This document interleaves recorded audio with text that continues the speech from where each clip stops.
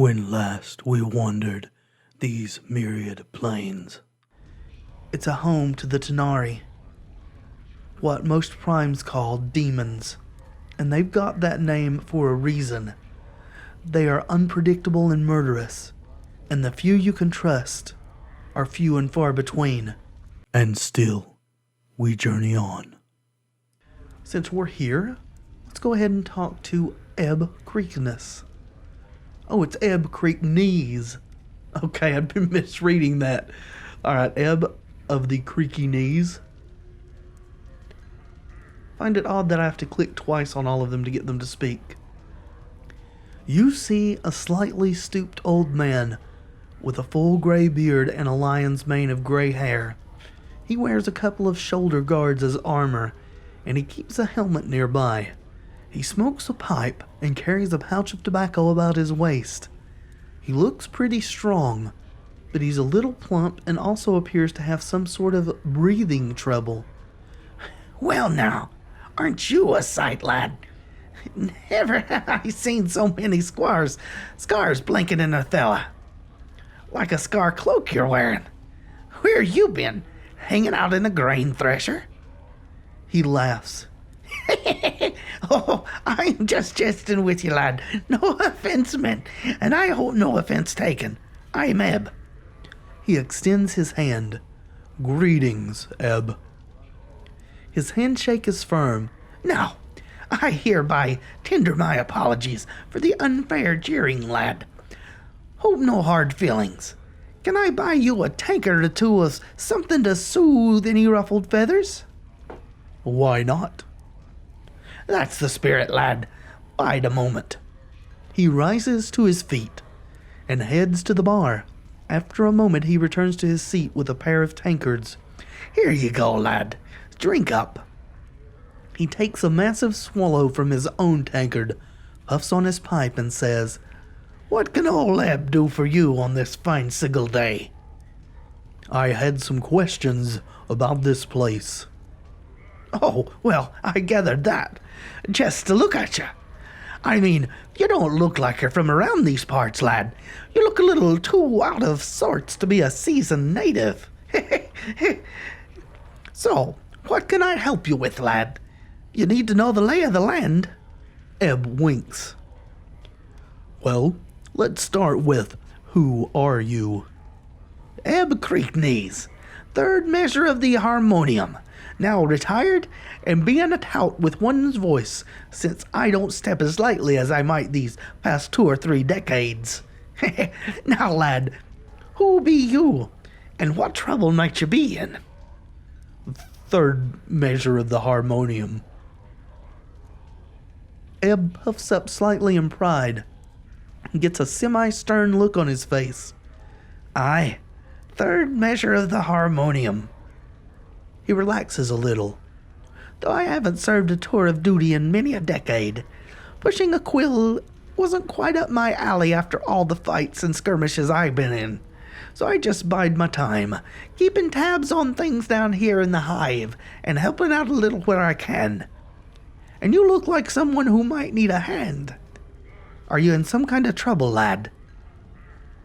Well, what kinds of fights and skirmishes have you been in? Redirecting the conversation a bit. Ebb rolls his eyes. More than I can remember, lad. Well, almost more than I can remember, leastwise. I did an all too long tour in the Blood War.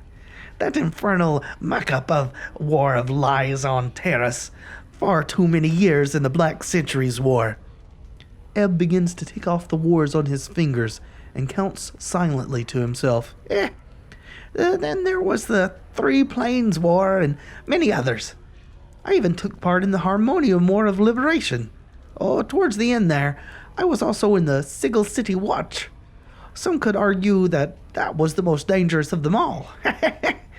The mention of the Blood War feels like a cold dagger slipping into your heart. Tell me more of the Blood War. So, one of our past lives has had something to do with this Blood War. That's the second time that the mention of it has struck a chord within our being. Ebb sighs. oblivious to your reaction. Aye, the Blood War. The most dangerous family feud this side of the primordial soup. A mean-spirited mob of fiends on one side, a batch of warmongering fiends on the other. It's the war that creation sparked, and they've been digging into each other ever since. 2 sets of fiends warring against each other, huh? Aye, the Tenari, vicious killers, who care for none but themselves. And the Batsu war machine, all for law and order under their infernal rules. The whole mess spills out into the other planes from time to time, and it's made the multiverse a less pleasant place to live. I see. I had some other questions. Aye, lad. What do you want to know? I want to go back through the other conversation options, so let's hit Who Are You again. Okay. Let's ask what a tout is. I know what a tout is. It's someone who spreads the word about something or campaigns for something. But well, now, it's a good thing you asked about that, because now you've told me that you're green and a tout about the best person a clueless could have run into on the streets of Sigil. And I'm just the man someone like you is in need of. He takes a drink. A tout's a friendly city guide. Shows you what's what. Gives you a little jaunt around town. A guide is the best way to look at it. Except I really don't leave this chair on account of my age. So mostly, I suggest directions and places you might want to see in your travels in our fair city. Don't cost you a cent. So, to them, a tout's a little bit different of a definition then. That's cool. So, why is it free? A tout who can't move around can't command much of a price, lad. By the powers, 'twould be unfair to charge you just for a bag of words. Well, this sounds rude, but we're going to go ahead and ask it. How old are you? Old enough to know better, lad, and too old to walk much. He puffs on his pipe. Let's just say my best years are behind me, and there's only a few irons that keep this heart breathing. What irons? Well, lad, not to bring down the conversation, but I'm hoping that one day a holy fella will be making his way to the old Smoldering Corpse bar, and hopefully he'll shrive me of some of my private sins, so I can go on and step off this plane for good. I see. I had some other questions. Aye, lad. What do you want to know? One more time through Who Are You? And the harmonium. And... okay. A few troubles. Oh, now, well, I hope it wasn't nothing too serious now. But I'll leave that for yourself to say, if and when you feel like talking about it. Don't mean to press the point, no. That'll get you in more trouble around here than anything else. Thanks. I had some other questions. Do you know someone named Farad? Farad? Ebb frowns, takes the pipe from his mouth. Now, lad, what you be wanting with a bark like Farad? I think I used to know him. Aye, well, the more's your misfortune then. Mayhap forgetting some things is better for you then. Ebb puffs heavily on his pipe. What do you know of him? Well, now I don't know everything there is to know about old Farad, but I know some of the dark surrounding him. If you're determined to track down that spider and nail him to a wall, then I suppose I could spill some of the chant, so you know what you're tangling with. He pauses to tamp his pipe. Farad dug his nest deep into Ragpicker Square not too long ago. Got a bunch of collectors and gangs together, and started what one could almost consider a collecting faction. Be that as it may. Well, where can I find him? Well, lad, if you're looking for Farad, which I would say is pretty barmy of you You're a little off the beaten path. You want to be finding Ragpicker Square. Chant is, that Farad set up his kip somewhere in the square. Even an old fella like me who's been around the ring a few times don't know exactly where. I figure that Farad wants to keep the dark on his location dark. And if you're all bound and determined to find Farad, go to Ragpicker Square and try to dig up Farad's location from some of the locals. Try and be careful about it, since there's plenty in the square that would make a gut harp out of you soon as look at you. I had some other questions. Aye, lad? I'm missing a journal. You're missing a journal? Was there more to the journal than just pages and words? Otherwise, I can't imagine too many bloods who would bother themselves with letters unless it was really hot and spicy. Not much use for books of learning around here. I don't know where you might find such a thing. Ebb puffs on his pipe, and then he snaps his fingers. But you know, lad, if Farad is the one who scraped you off the Sigil Street, then he might know the dark of where your stuff is. It's most likely in his larder, if you asked me. A dead man is usually in no position to keep his possessions when the collectors tumble across his body. Okay.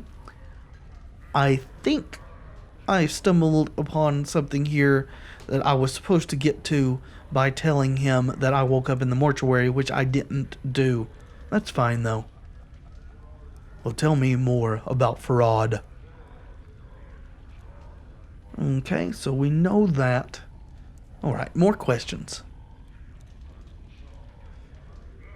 Tell me of Sigil and its environs. Ebb laughs loudly. You don't think small, do you? If you want to know what's outside the city, go talk to Kendry and Ilborn over there. I did. We had a rather long and interesting conversation. He's the traveler of this place. As for the rest of it, well, I can tell you of the lady, the Davis, keys and portals, the way we keep track of time, the way the city's laid out. What was it you wanted to know? Tell me of the lady. Well, now, not many know much about her, lad. And I'm figuring even those that know more than a little don't know too much more. She's a mystery, she is.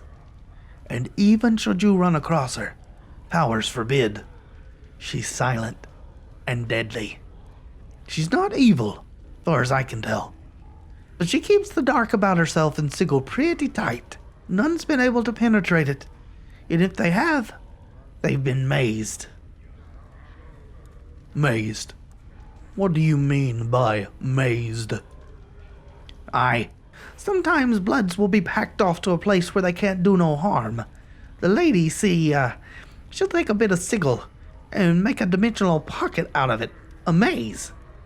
She places those that have crossed her in there and lets them rot. Kind of like an oubliette, then. Ebb puffs his pipe. Now, you can't escape getting mazed once the lady sets her gaze on you, lad.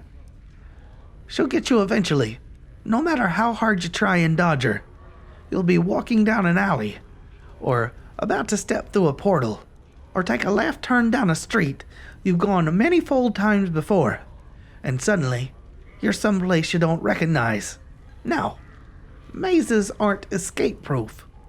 There's always a way out of each one. A portal the lady places there. You just have to figure out where it is and how to use it. All right, I had other questions about Sigil. Let's continue talking about the lady. Go on. Chances are, you won't meet her unless you do something really bad.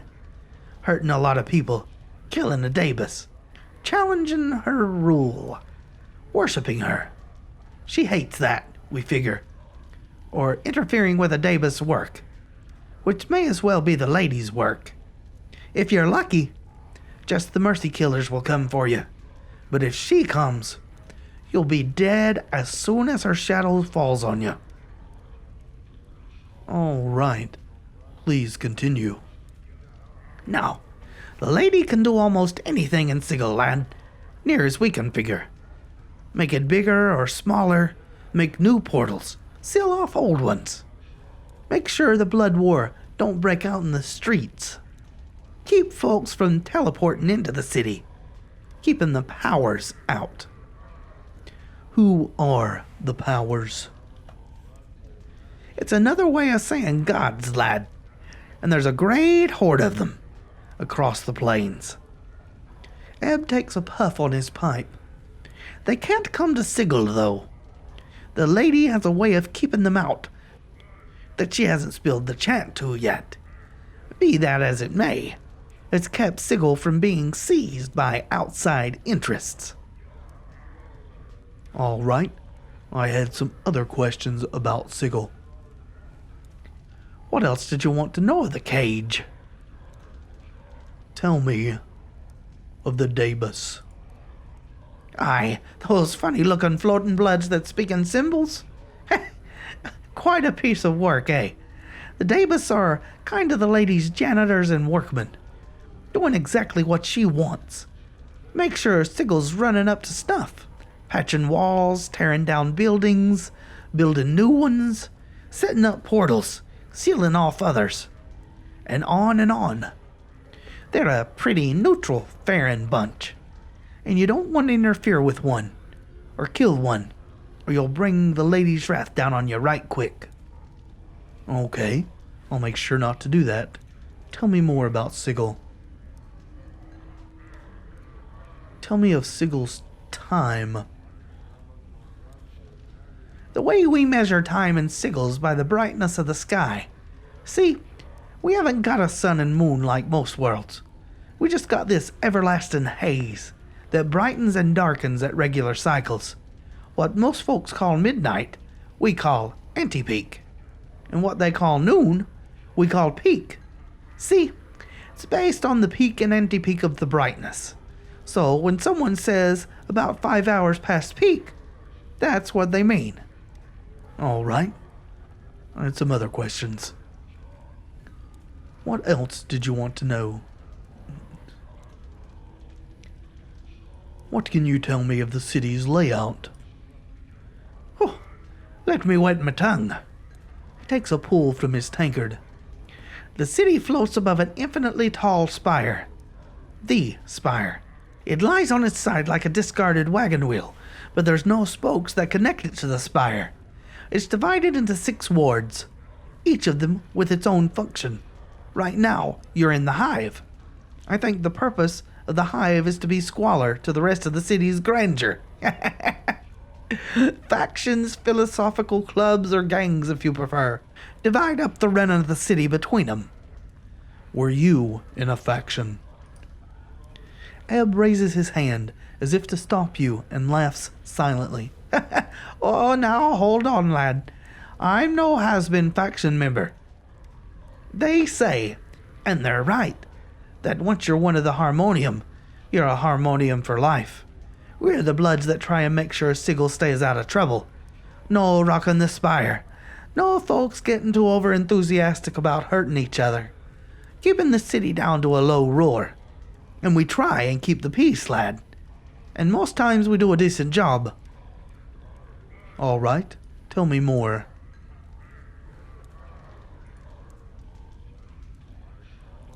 Go on. The city is called the Crossroads of the Plains, and the City of Doors, and the Cage. It's got portals to all of creation, they say, and all manner of beasties come through here to trade, called kip or hop from one place to another. Now, that's just the quick version, lad. You'll have to experience the place for yourself. You mentioned something about portals. Sigil's called the City of Doors for a reason, lad. There's portals everywhere. Portals are, well, like doors that lead across the multiverse. Except they don't look like doors. Instead, they can be any bonded space. Window, door, pothole, picture frame, barrel, hoop, the spaces inside scaffolding, a wardrobe. To Narnia. Each could be a portal, waiting for just the right key to open it and take you someplace to the multiverse. Now, keys... Go on. Aye, each portal has a key you need to open it. Now, while portals can be any bonded space, keys have more variety. They can be anything. They can be anything from a little tune you hum next to the portal, to dancing a jig, to being in the right mood, to having a piece of the place you want to go in your hand, and on and on. In my youth, I once conceived a girl that kissing a man beside it could open a portal to Arcadia. Turned out I was right. And many trips to Arcadia did we have. Many portals probably never have been found. There's some you can uncover just by asking people and getting the right key. Finding out the dark of a portal is the toughest part. But I warn you, lad, portal hopping shouldn't be a pastime for a feller in your way. Nor should you be wandering sigil after dark, neither. You'll do best to stick to the main ways, an open peak, and watch yourself. All right, I had a few more questions. All right, we got all of that. So we'll go back. And guess there's only this. What other places can you recommend? Well, Ebb puffs on his pipe and studies you. This is perhaps the best kip you could have wandered into from the start. Judging by your tattoos, you might be partial to having designs on your body. In which case, there's a tattoo salon a little spireward from here. You want to stay away from the alley of dangerous angles, if you can. Ignis torched that place not long ago, and ever since, a bunch of bad bloods have set up their kip in that sketch of desert. All right. Thanks. Farewell, Ebb.